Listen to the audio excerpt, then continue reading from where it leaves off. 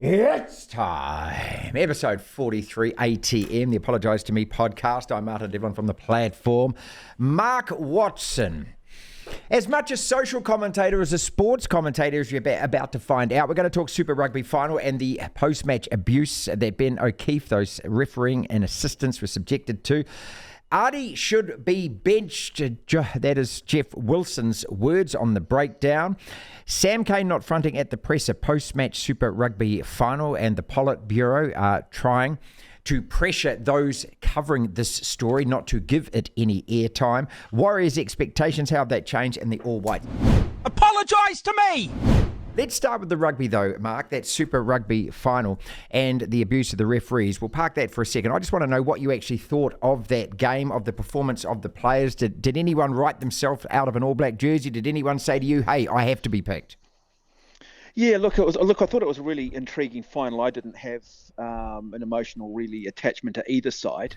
Clearly I'd like the Chiefs to have won it just to mix things up, and having just lost the one game all season, it was probably would have been a good thing. But then I always knew the Crusaders were going to win this. They just know how to win finals.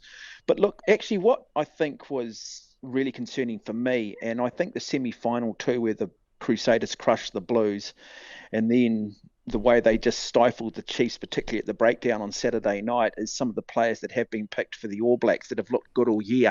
And then suddenly against a Crusaders team that have clearly done their homework, they start to look somewhat ordinary. And I think Mark Talia fell into that for the Blues. I think Rico Awani, Christie was another one. There are a whole lot of All Blacks that, just didn't front up against a Crusaders team that looked very, very good against weak opposition all year. And look, I think Sam Cane fell into that category on Saturday night, and suddenly I'm a little bit more concerned now about some of these All Blacks. So I thought, okay, Sam Cane, what a year he's had. Finally he is stepping out of the shadow of Richie McCaw. But when again the homework was done and we got up flat, even Damien McKenzie, suddenly we looked a bit average again. And I'm thinking, boy, this is all Ireland and France are going to do too. Exactly and right. What do we do? What do we do to counter it? Where's that ability to change the game plan? And some of these players just don't seem to have the ability to do it. And it just shows with good coaching how easy our so-called top players can be stifled. And I think that was the biggest concern for me. Look, I think that final just reinforced just the frustration I have around Stevenson not being in this All Black team other than being injury cover. I thought he was just superb. He makes Narewa, he puts Narewa into good space, doesn't he? I mean, his ability to look on the inside, to look on the outside, deliver the pass at the key times. I just thought he was superb again. Luke Jacobson, I thought, did step up. Which I guess is a segue into those comments that Jeff Wilson's come out and said on the breakdown. Firstly, that show frustrates me because you're trying to grab headlines around, simple sort of subjects and controversial topics rather than actually addressing the main issues of the game itself. And that seems to be the definition of having an opinion. But putting that to one side, calling for Ardie Savea to move onto the bench, with the greatest respect to Jeff Wilson, is dumb. I mean, what should be happening is Sam Cane should be not playing. Ardie should move to 7. Ethan Blackadder, if he's fit, goes to 6. And you actually have Luke Jacobson playing at 8. So I'm a big fan of Luke Jacobson. I think he needs to be somewhere in that 3, but not at the expense of Ardie Savea going to the bench. Do you know what the concern is for me though, mate? The concern is for me is that when you say that, I'm sitting here, I'm thinking, oh my God, I still don't know who that loose forward combination is. Since 2019, we still don't know who our best trio is. Murray Mex did text me today. He's coming on the show tomorrow, and he said, look, he said, and this is, I love Mex's attitude. He's old school. He said, you're talking about 3 guys who played fullback and wing, and Mills, JK, and Jeff Wilson. He said they've got, and this is his words, they've got no cred when it comes to discussing loose forwards. And that is his opinion. He's allowed it because he said that all theirs is an opinion about a position that they've never played. Mex is also big time on combinations, and I totally respect his attitude towards this, that those 3 players have to be playing in real synergy. They've got to understand what their core roles are. To me, it's like a breakfast radio show. You have a host, you have a bit of a maverick, you have a newsreader who straightens it all up. You know what I mean? And so you need the same kind of thing. You need a number 7 who's a fetcher, who's a ground player, who's first to there. You need a big, tough number 8 who can be a line-out option as well as can actually carry the ball. You need a number 6 who essentially is a tackle machine and a hard bastard like Jerome Kano was. We've tried 16 people in that position since he retired, and we still don't know who our number 6 is. So to me, these are the questions. It's not just who plays, it's who plays in combination with who. And I don't think we're any closer at the moment. What I want, Mark, is I want the All Black selectors to actually fix themselves on who their best people are for this and play the bastards from now till the World Cup. I'm so frustrated by this. If we chop and change between now and that game against France, we're going to go into a quarterfinal still not knowing and do what we did against England in 2019, where all of a sudden Sam Cane didn't play, he comes on, Barrett, we don't know who. I'm sure you're with me on this. Oh, 100%, 100%. And we can have the same issue around the midfield. I still don't think he knows who his midfield is. I still don't think he knows who his back 3 is. It's incredibly frustrating. And I know you spoke with Justin on Monday, and I've had a few shows with Justin Marshall in the last few days. And and I asked Justin that, what is the expectation on the fans in this rugby championship? And it's like, well, yeah, we need to win, and we need to win everything. We need to make a statement this year. We just need to get out there. I've just got a really sneaking feeling we're going to lose to Argentina, and Argentina first up. We're not great starters. I think we could drop the game to South Africa, and then I think 2 weeks later, just due to sheer public pressure, changes will be made and we'll just narrowly beat the Australians, and that's incredibly frustrating. It's pessimistic attitude, very pessimistic. Yeah, but that's what this All Black group of coaches have done to us, and you still just get a sense when the team's going to be named, we're going to have Bowden Barrett at fullback, another player playing out of position. We're going to have Caleb Clark on one wing. We know he's defensively deficient. We're going to have Rieko Awani at centre. I'm sorry, I'm still not convinced he's a centre. Now Anton Leonard-Brown, I see he'll be up for the entire rugby championship because of that high tackle. So that's just been announced. Well, he can't go to the World Cup. Let me make that perfectly clear now. We've tried him for 4 years, and to me, he's done nothing. He played really well against Aussie at Eden Park once. Other than that, I don't know a game where I can say the guy's played well. To me, he's not part of that All Black backline to go to a World Cup. I just can't see it. We got better players in those positions. Yeah, but I'd love people just to text into the show off the back of this, because I think the loose forward trio is Luke Jacobson. I think it is Ardie Savea at 7. And I do think that if he's fit, and I think it is just a quadriceps issue, then I would have no problem with Ethan Blackadder playing in the 6. I think he brings that. Well, what about Papali'i? Hardness. No, I think he's too inconsistent, Papali'i. I think he's just too hit and miss at the moment. Papali'i does not come into the side ahead of an Ardie Savea if Luke Jacobson is our 8. And I think Luke Jacobson is a traditional 8. I think he's had a hell of a season. I think there's a toughness about him, and I would have him as my 8. I'd have Savea at 7. I get rid of the Sam Cane myth. Look, it's that saying that I use every week, man. I think he's a good player, but at the highest level, again, you just can't put back in what God left out. Apologise to me! Not turning up to the press conference post-match. A little bit of background to this. So Sam Cane, of course, yellow carded, would have been damn frustrated. The team lose. He's probably a bit sour, a bit sulky. I don't know. Anyway, he doesn't front up. This is picked up by a couple of reporters, one of them being Ollie Ritchie. I think Jamie Wall was the other one. These guys run this story. From what I gather, they are then pressured by the powers that be to stop running the story, that there is no story. Then told that Clayton McMillan actually was the guy that was behind Sam Cane not fronting. And again, this is just exposing more of the ridiculousness that surrounds the running of our national game, where those in charge feel that they are Vladimir Putin and they've got to have their fingers on absolutely everything. Let it be what it is. If Sam Cane didn't turn up, that's his responsibility. He has to face that responsibility. Simple as that. These guys are reporting what they're seeing. They're not there to work for you unless you want to hire them as PR agents for the rugby union. We're never going to get anywhere. We're never going to break this mold, get out of this, if we continue to run the game like it's being run at the moment. Well, it comes back to my point, isn't it? I mean, this should be the sort of stuff that the Breakdown on Sky are discussing, the serious issues, talking about New Zealand Rugby basically acting like the Kremlin, but to grab a headline, they'll come out and say something stupid about, putting Ardie Savea on the bench. So it looks like they're saying something, but really it's just absolute and complete utter stupidity. But this is the problem, isn't it? No one's allowed to speak anymore about the rugby union. If you say anything negative, you're basically shunned. You're basically not welcomed on All Black tours. They will deliberately avoid you in the press conferences, and it is absolutely and utterly appalling. We have said this in the past, Martin, haven't we? Why is the English Premier League successful? Why is the NRL successful? Because of the multiple narratives, some of them positive, some of them negative. But what it does is it actually appeals to the broader market. There is something there for everyone. Look, if Sam Cane simply couldn't front because he was that upset, well, I actually think that's quite a nice story. It just shows that he wears his heart on his sleeve. So why have a problem reporting that? Okay, yes, he does have a commitment to the media, but hey, on this occasion, I just didn't want to turn up. I was that devastated. I was that heartbroken. Okay. Yeah, I'd accept that. I'd accept that from him. At least it means he's real. At least it means he's human, And some might not agree with it, and they might write their article going, well, he still has a responsibility, and it's up to the media how they want to position and do that. But what harm is it actually doing? It's still got people talking about the game. It's still got people discussing it around the water cooler.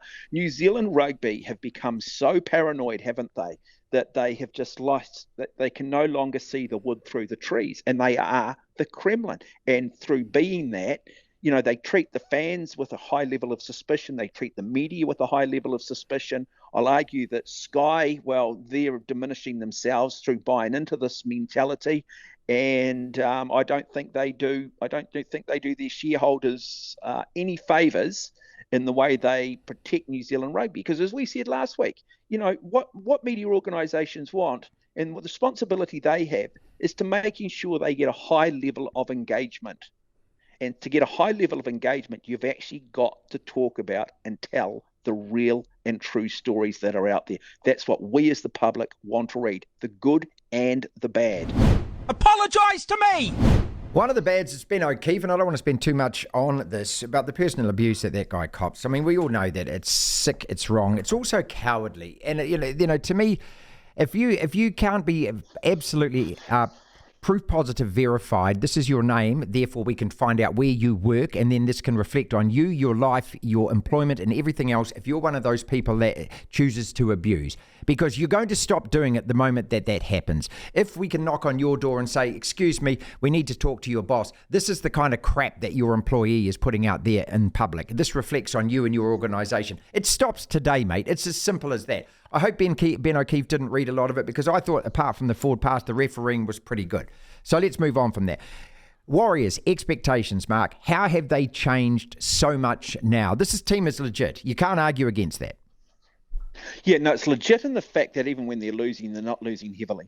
And I think that's always a good sign of a team being legit, is that when you are losing, you're not losing by big margins. You're not dropping your head. You've got mental fortitude. You've just simply outgunned on the day, and we're dealing with small percentages. And I think that, for me, is the measure of this Warriors team. Look, as I've said, I'm happy to eat humble pie. I say it every week, and I'll say it again. I'm not a coward wise after the fact. You were going to ask me how I think this team's going to go at the start of the season. What do you think I'm going to say? I think they'll come up short. What I just don't like hearing, I'm not interested in us making the 8. The target is making the 4 or making 5 and 6. So at least you get a playoff game at home. Making the 8, I think, well, you got to finish 50% in the competition. That's not, in my opinion, we're not setting the bar high enough. And I think we can now start talking about this team potentially making the top 4. And I think that should now be the focus. And that's where we need to shift. As I say, you make the 8, well, it just extends your season by a week.